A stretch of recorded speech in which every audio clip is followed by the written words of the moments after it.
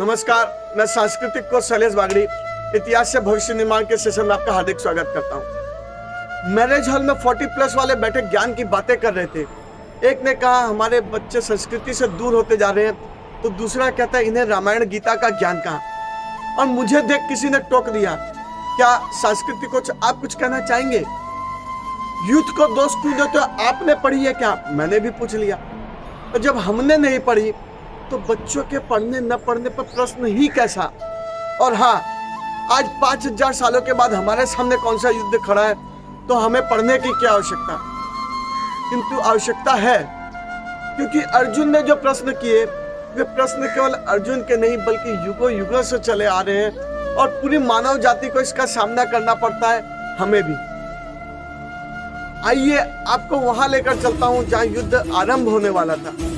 एक तरफ कौरवों की सेना और एक तरफ पांडवों के बीच में अर्जुन का रथ। अर्जुन युद्ध को तैयार नहीं, क्योंकि उन्हें सामने कोई भाई, कोई गुरु और कोई मामा रिश्तेदार नजर आ रहा है। वे सोच रहे हैं जब दोनों तरफ अपने ही हैं तो फिर युद्ध जीत कर करूं भी तो क्या। और इसी उलझन में खोए अर्जुन भगवान श्री कृष्ण से एक के बाद एक प्रश्न किए जा रहे हैं। ये प्रश्न केवल धर्म क्षेत्र कुरुक्षेत्र में ही नहीं बल्कि हमारे दिमाग में निरंतर चलते रहते हैं, और इन्हीं प्रश्नों का पार पाने की राह है भगवत गीता। समाधान है हमारे जीवन का, सॉल्यूशन है हमारी लाइफ का भगवत गीता। और धर्म क्षेत्र कुरुक्षेत्र के युद्ध का यह ज्ञान हम अपने जीवन में अपनाकर अपने कर्म क्षेत्र को धर्म क्षेत्र में बदल सकते हैं।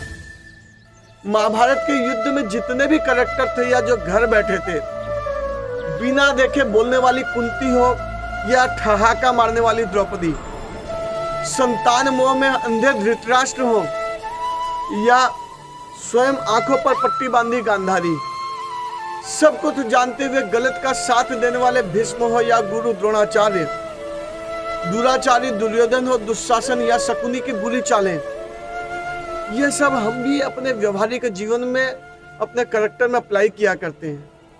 और हम अच्छी तरह जानते हैं कि हमारे मन, दिमाग और इंद्रियों के पांडवों पर कौरव हमेशा भारी रहते हैं, और इसीलिए वे गलत कार्य की ओर हमको अग्रसर कर देते हैं। कई बार तो हम बुराई के रास्ते चलते चलते अधर्म तक चले जाते हैं। अब हम पर निर्भर करता है कि हम कब युधिष्ठिर समान सदा सत्य बोलते हुए अश्वत्थामा नरो व कुंजरो कहें, और कब भीम के समान शक्ति डेवलप करें, अर्जुन के समान अनुरागी बने या अर्जुन जैसा धनुर्धर। क्योंकि भगवान श्री कृष्ण ने कहा है, धर्म की रक्षा के लिए छल के साथ छल करना पड़े या फिर मर्यादा भी तोड़नी पड़े तो आवश्यक है। और यही करते हुए हमें अपने मन के पांडवों को कौरवों से जिताना है। अर्जुन के समान सरेंडर करके व्यक्तिगत लाभ हानि और परिणाम की चिंता न करते हुए कर्म करें तो ये प्रभु को अर्पित हो जाएंगे। ये प्रश्न स्वाभाविक है, परिणाम की चिंता न करते हुए कर्म। भगवान श्री कृष्ण कहते हैं, तीर तुम्हारा, वाण तुम्हारा, मगर उस मृग पर कोई तुम्हारा अधिकार नहीं है। इसी तरह कर्म तुम्हारे वश में है लेकिन परिणाम तुम्हारे वश में नहीं है। इसलिए अर्जुन, तू कर्म कर। और यूं कह सकते हैं कि तू युद्ध कर कह रहे थे, क्योंकि उस समय युद्ध ही अर्जुन का कर्म था। इस तरह हम भी यदि व्यक्तिगत लालसा कामनाओं को छोड़ करके अपनी इंद्रियों को संयम में रख करके नियत कर्म करें तो ये कर्म प्रभु को अर्पित हो जाएंगे, और उस रथ की विजय निश्चित है जिसके सारथी स्वयं भगवान है।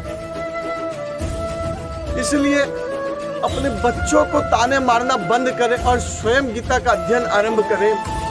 क्योंकि यदि हमने संकल्प ले लिया और डेली 10 श्लोक भी पढ़ना आरंभ किए तो 70 दिन में, यदि 5 श्लोक भी पढ़े तो 140 दिन में तो 700 श्लोक पूरे हो जाएंगे। और टाइम कितना इन्वेस्ट करना है? 10 से 15 मिनट पर डे।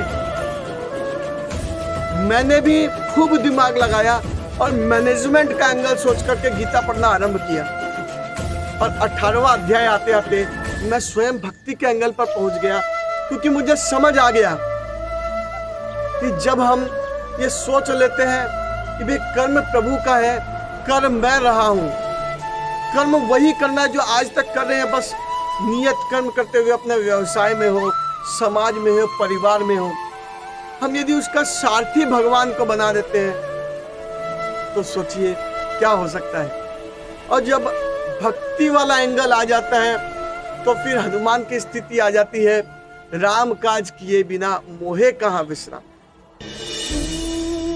इसीलिए दृढ़ संकल्प लेकर आज ही गीता पढ़ना आरंभ करें। इसी विश्वास के साथ शैलेश बागड़ी का नमस्कार।